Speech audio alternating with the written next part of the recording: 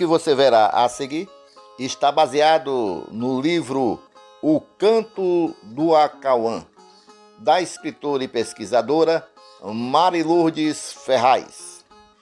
Em 1927, através de uma ligação telegráfica, o comandante das Forças Volantes em Vila Bela comunicou a Euclides Flor a passagem do grupo de Lampião nas vizinhanças daquela localidade, em direção ao sul.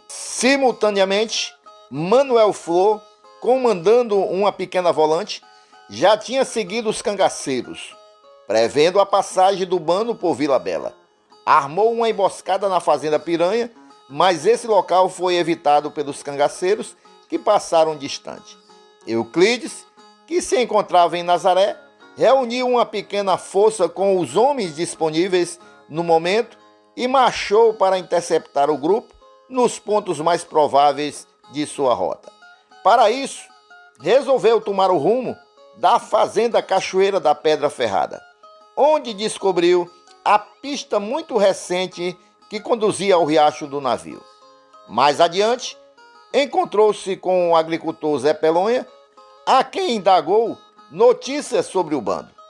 A resposta foi negativa, mas, na verdade, Pelonha estivera com os cangaceiros.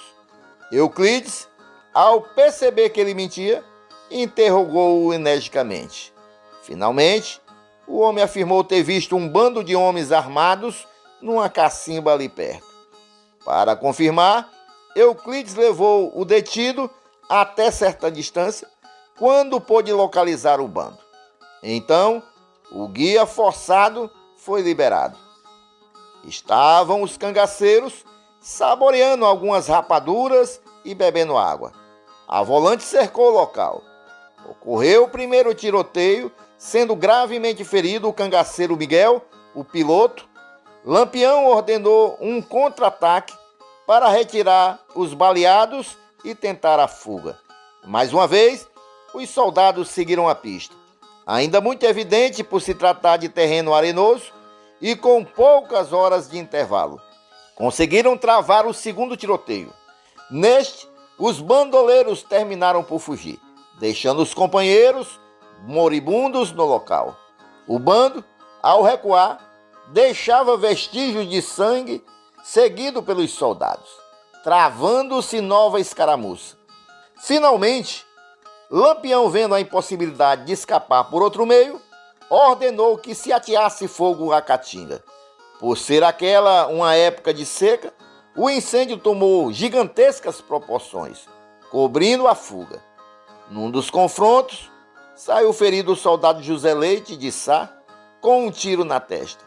Sobre o bandoleiro morto, sabia-se que ele residia na Serra do Triunfo e lá entrara em choque com um vizinho chamado Adriano Grande, por quem foi ferido a faca. Juntou-se ao grupo de Lampião no intuito de efetuar vingança, mas já numa de suas primeiras refregas, Miguel, o piloto, faleceu sem executar o seu plano. A maioria dos cabras de Lampião eram homens que tinham intrigas e ingressavam no grupo para ter facilidade de cumprir a vingança. Nesses tiroteios, um fato que favoreceu aos bandoleiros foi ter conseguido atingir o terreno pedregoso. Na fuga, chegaram à Fazenda Angico, situada na extremidade do município de Floresta, em seu limite com Betânia. No caminho, encontraram 5 almocreves, todos parentes entre si, residentes na Fazenda Quebra-Unha de Fora, na ribeira do navio, que se dirigiam a São Serafim, naquela época de seca e escassez, para efetuarem compra de gêneros alimentícios. Diante daqueles homens fortemente armados, os almocreves sobressaltaram-se e perguntaram cautelosamente ao bandido Sabino Gomes de Góes com quem estavam falando.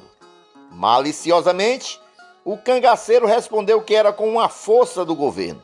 Aliviados, os almocreves externaram o contentamento que sentiam em não terem encontrado com cangaceiros. A conversa foi prolongada mais um pouco e os rapazes teceram alguns comentários desairosos sobre o bando de Lampião.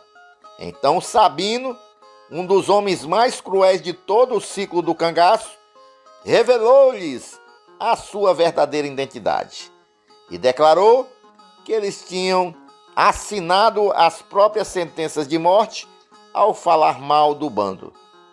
Os aterrorizados rapazes procuraram justificativas, mas tudo se tornou inútil. Foram colocados em uma linha para fuzilamento sumário.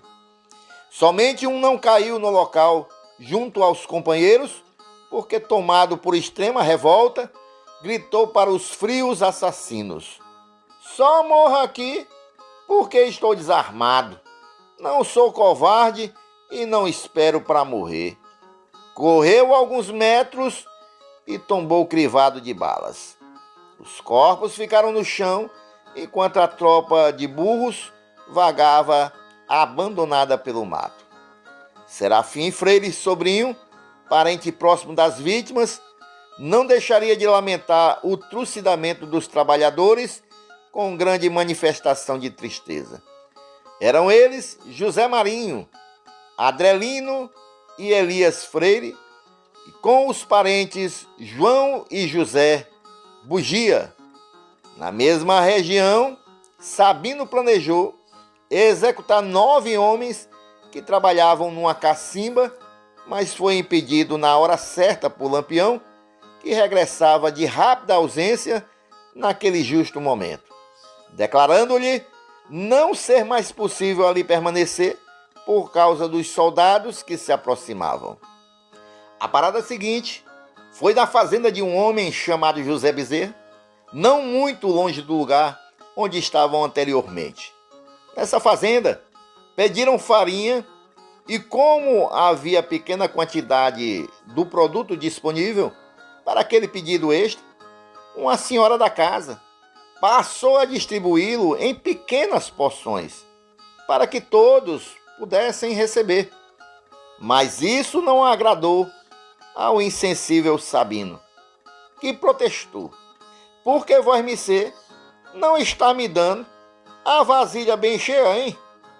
A senhora já ouviu falar de um tal Sabino Gomes de Góes? Caboclo que só gosta de ver desgraça grande? Pois sou eu." A pobre mulher, visivelmente aterrorizada, tentou dar explicações sobre a partilha da farinha, toda se tremendo e gaguejando.